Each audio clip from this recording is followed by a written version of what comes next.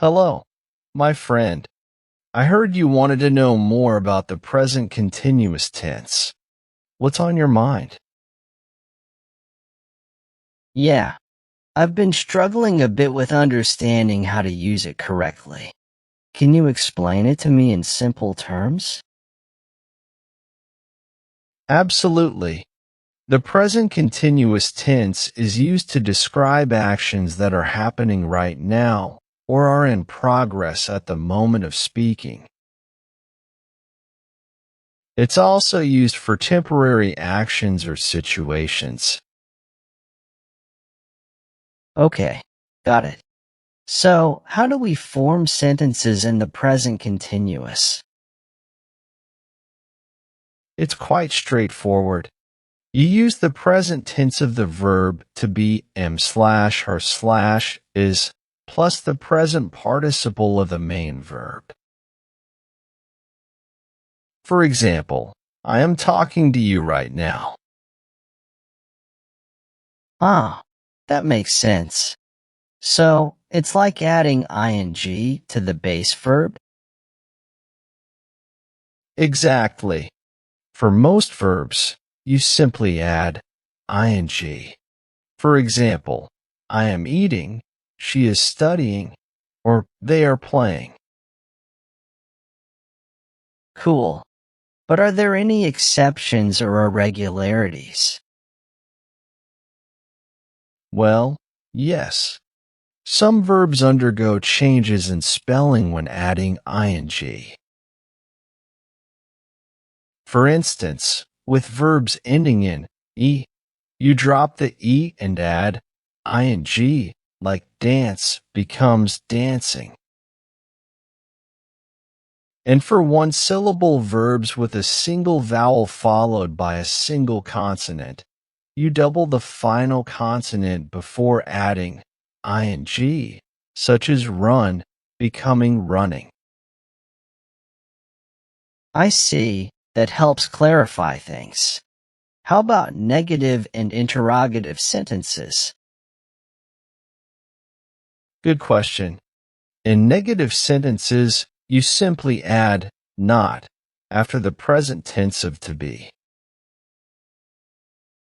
For example, I am not working today. And for interrogative sentences, you invert the subject in the present tense of to be, like, are you coming to the party? Got it. Can you give me some more examples to help me grasp it better? Certainly. We are watching a movie. He is playing the guitar. They are building a new house. These examples illustrate ongoing actions happening in the present. Thanks for breaking it down for me. I think I'm starting to get the hang of it now. You're welcome. Practice using it, and it will become second nature. Appreciate your help. I guess I'll start practicing this tense more often. By the way, do people ever use present continuous in a more casual or conversational way? Yes, it's not just for formal situations. People often use it in everyday conversations to describe what's happening around them or to express plans for the near future. Oh, interesting. Can you give me an example of using it for future plans? Sure thing. Let's say you have plans to meet a friend for coffee later today. You might say, I'm meeting Sarah for coffee this afternoon. It implies a future action that's already planned or arranged. That's a cool way to use it. So, it's not strictly limited to things happening right at this moment. Exactly. It's versatile. You can talk about ongoing actions, temporary situations, or even future plans using the present continuous. Nice. That makes it more dynamic than I initially thought. What about stative verbs? Can they be used in the present continuous? Ah, good catch. Stative verbs, which express states rather than actions, are not usually used in the present continuous. For example, you'd say, I understand, instead of I am understanding.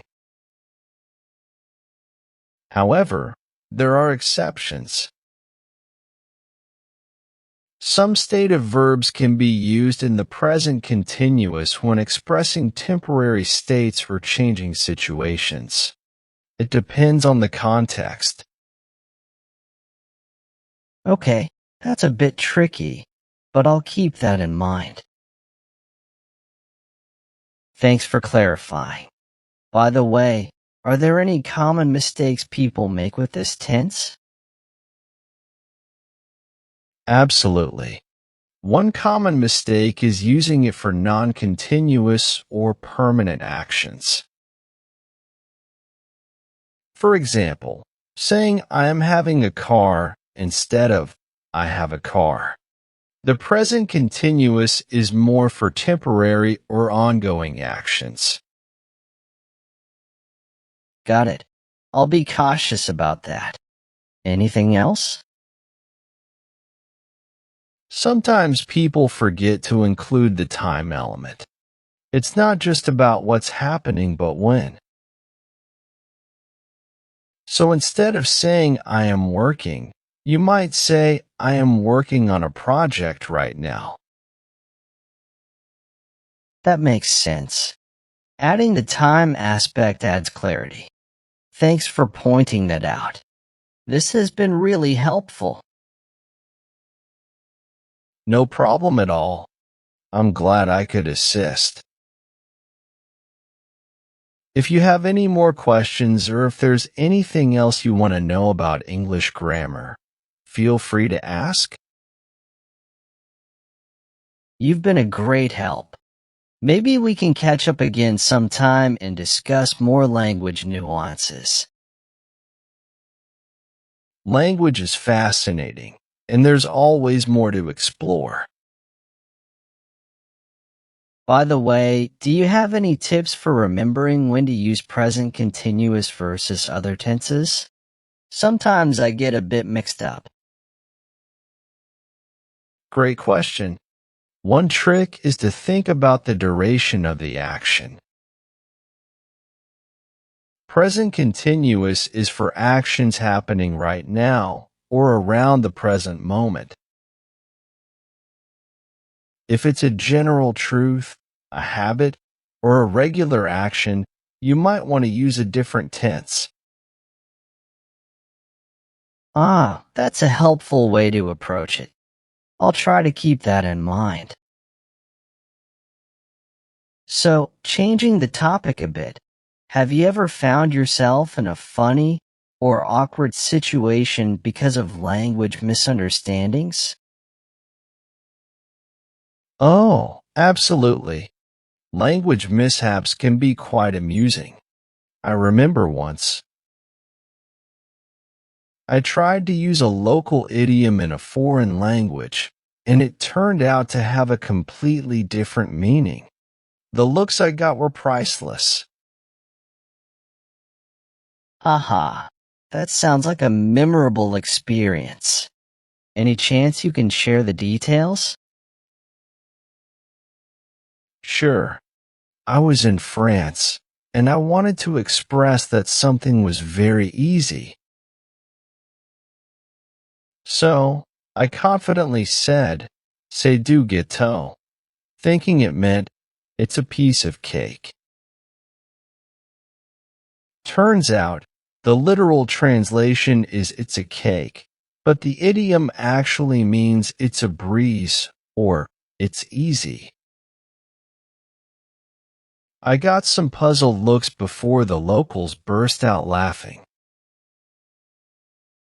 That's hilarious. I can imagine the confusion. Language can be such a minefield, but those moments make for great stories.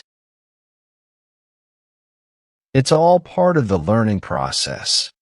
And those funny experiences actually help you remember things better. Have you had any language mishaps yourself? Oh, for sure. I once tried to use a colloquial expression in English, but I ended up using it in the wrong context. I wanted to say something was cool as a cucumber, but I accidentally said cool as a banana. Everyone looked at me like I had just made up a weird saying. That's fantastic. Cool as a banana has a certain charm to it. It's moments like these that make language learning so entertaining. Learning a language is not just about rules and grammar. It's about embracing the quirks and enjoying the journey. Anyway, I've taken up enough of your time. Thanks a bunch for the language lesson and the entertaining stories. No problem at all. I enjoyed our conversation. If you ever want to dive into more language adventures or have questions, feel free to reach out. Happy learning! Will do. Until next time, take care.